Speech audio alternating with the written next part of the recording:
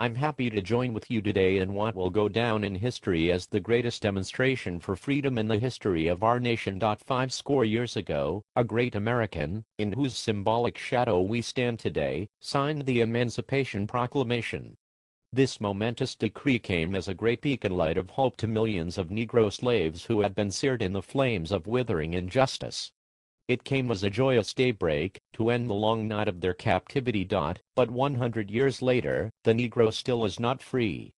100 years later, the life of the Negro is still sadly crippled by the manacles of segregation and the chains of discrimination. 100 years later, the Negro lives on a lonely island of poverty in the midst of a vast ocean of material prosperity. 100 years later, the Negro is still languishing in the corners of American society and finds himself in exile in his own land. So we have come here today to dramatize a shameful condition. In a sense, we have come to our nation's capital to cash a check.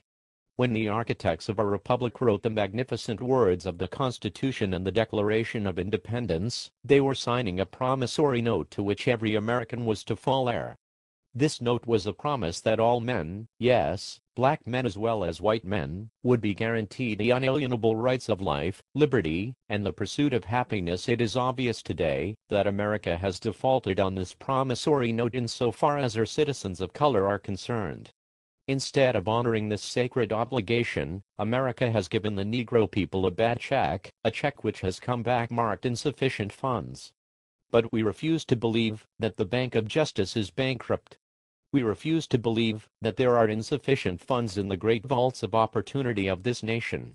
So we have come to cash this check, a check that will give us upon demand the riches of freedom and the security of justice. We have also come to this hallowed spot to remind America of the fierce urgency of now. This is no time to engage in the luxury of cooling off or to take the tranquilizing drug of gradualism. Now is the time to make real the promises of democracy. Now is the time to rise from the dark and desolate valley of segregation to the sunlit path of racial justice. Now is the time to lift our nation from the quicksands of racial injustice to the solid rock of brotherhood. Now is the time to make justice a reality for all of God's children. It would be fatal for the nation to overlook the urgency of the moment. This sweltering summer of the Negro's legitimate discontent will not pass until there is an invigorating autumn of freedom and equality. 1963 is not an end, but a beginning. Those who hope that the Negro needed to blow off steam and will now be content will have a rude awakening if the nation returns to business as usual. There will be neither rest nor tranquility in America until the Negro is granted his citizenship rights.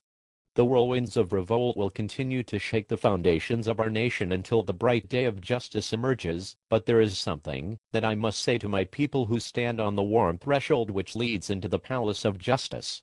In the process of gaining our rightful place, we must not be guilty of wrongful deeds. Let us not seek to satisfy our thirst for freedom by drinking from the cup of bitterness and hatred. We must forever conduct our struggle on the high plane of dignity and discipline. We must not allow our creative protest to degenerate into physical violence. Again and again we must rise to the majestic heights of meeting physical force with soul force. The marvelous new militancy which has engulfed the Negro community must not lead us to a distrust of all white people, for many of our white brothers, as evidenced by their presence here today, have come to realize that their destiny is tied up with our destiny. They have come to realize that their freedom is inextricably bound to our freedom. We cannot walk alone. As we walk, we must make the pledge that we shall always march ahead. We cannot turn back. There are those who are asking the devotees of civil rights, when will you be satisfied? We can never be satisfied as long as the Negro is the victim of the unspeakable horrors of police brutality. We can never be satisfied as long as our bodies, heavy with the fatigue of travel, cannot gain lodging in the motels of the highways and the hotels of the cities. We cannot be satisfied as long as the Negro's basic mobility is from a smaller ghetto to a larger one.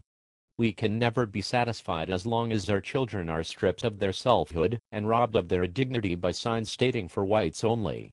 We cannot be satisfied as long as a Negro in Mississippi cannot vote and a Negro in New York believes he has nothing for which to vote. No, no, we are not satisfied, and we will not be satisfied until justice rolls down like waters and righteousness like a mighty stream. I am not unmindful that some of you have come here out of great trials and tribulations. Some of you have come fresh from narrow jail cells. Some of you have come from areas where your quest for freedom left you battered by the storms of persecution and staggered by the winds of police brutality. You have been the veterans of creative suffering. Continue to work with the faith that unearned suffering is redemptive. Go back to Mississippi, go back to Alabama, go back to South Carolina, go back to Georgia, go back to Louisiana, go back to the slums and ghettos of our northern cities, knowing that somehow this situation can and will be changed. Let us not wallow in the valley of despair, I say to you today, my friends. So even though we face the difficulties of today and tomorrow, I still have a dream. It is a dream deeply rooted in the American dream. I have a dream that one day this nation will rise up and live out the true meaning of its creed. We hold these truths to be self-evident, that all men are created equal. I have a dream that one day on the red hills of Georgia the sons of former slaves and the sons of former slave owners will be able to sit down together at the table of brotherhood. I have a dream that one day even the state of Mississippi, a state sweltering with the heat of injustice, sweltering with the heat of oppression, will be transformed into an oasis of freedom and justice. I have a dream that my 4 little children will one day live in a nation where they will not be judged by the color of their skin, but by the content of their character. I have a dream today. I have a dream that one day, down in Alabama, with its vicious racists, with its governor, having his lips dripping with the words of interposition and nullification, one day right there in Alabama, little black boys and black girls will be able to join hands with little white boys and white girls as sisters and brothers. I have a dream today. I have a dream that one day every valley shall be exalted, every hill and mountain shall be made low, the rough places will be made plain, and the crooked places will be made straight. And the glory of the Lord shall be revealed, and all flesh shall see it together. This is our hope. This is the faith that I go back to the south with. With this faith we will be able to hew out of the mountain of despair a stone of hope. With this faith we will be able to transform the jingling discords of our nation into a beautiful symphony of brotherhood.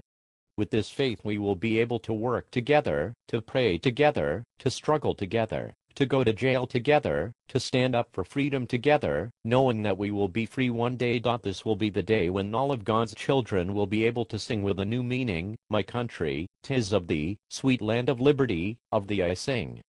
Land where my fathers died, land of the pilgrim's pride, from every mountainside, let freedom ring, and if America is to be a great nation this must become true.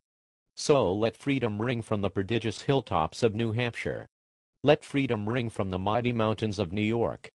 Let freedom ring from the heightening Alleghenies of Pennsylvania. Let freedom ring from the snow-capped Rockies of Colorado. Let freedom ring from the curvaceous slopes of California. But not only that, let freedom ring from Stone Mountain of Georgia. Let freedom ring from Lookout Mountain of Tennessee. Let freedom ring from every hill and molehill of Mississippi. From every mountainside, let freedom ring. And when this happens, when we allow freedom to ring, when we let it ring from every village and every hamlet, from every state and every city, we will be able to speed up that day when all of God's children, black men and white men, Jews and Gentiles, Protestants and Catholics, will be able to join hands and sing in the words of the old Negro spiritual, free at last, thank God Almighty. We are free at last.